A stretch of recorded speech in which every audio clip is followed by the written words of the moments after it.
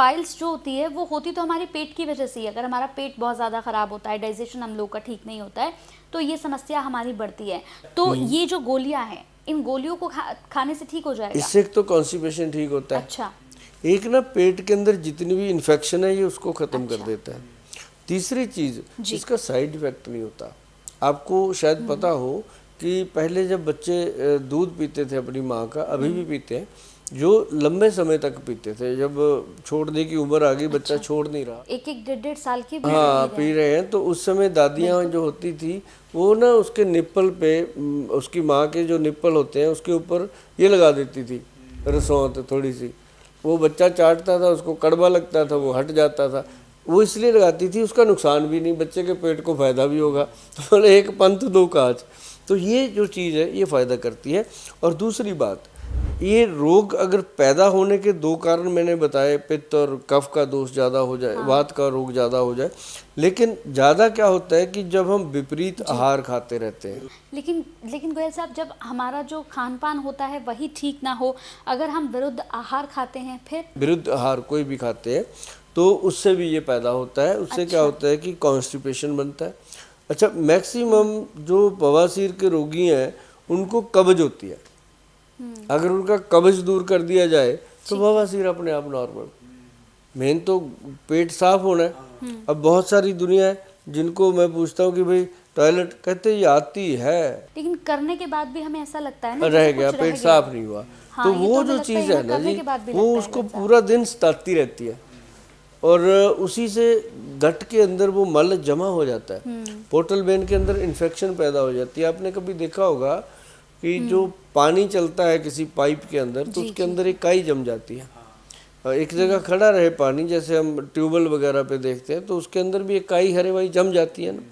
तो वही है कि जब ये हमारे फूड पाइप में जम जाता है, जमा हो जाता है वायरस, तो वो उसके अंदर जब भी आप कुछ खाओगे या तो जलन होगी, एसिडिटी होगी, कुछ भी होगा, तो उसको शांत करना बहुत ज़रूरी है, उस पाइप को साफ करना। अब उसके लिए काम आता है त्रिफला।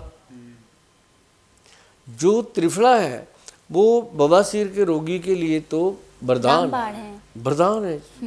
क्या है कि त्रिफला हो 1, 2 और 4 की रेशो का।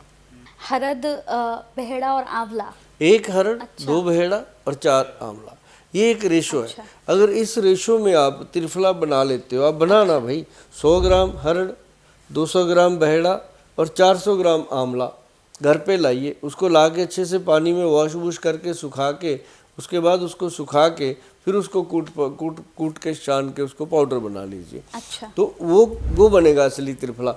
तो उसको आपने 1 चम्मच लेना है, 5 ग्राम 5 बजे शाम को। अच्छा, मतलब ये, और जो महिलाएं हैं उन्होंने लेना है सुबह 5 बजे, 1 चम्मच 5 बजे करीब 1 चम्मच।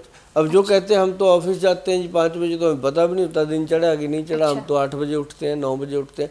तो वो जब भी उठे ब्रश करने के बाद उसको खाएं सुबह सुबह।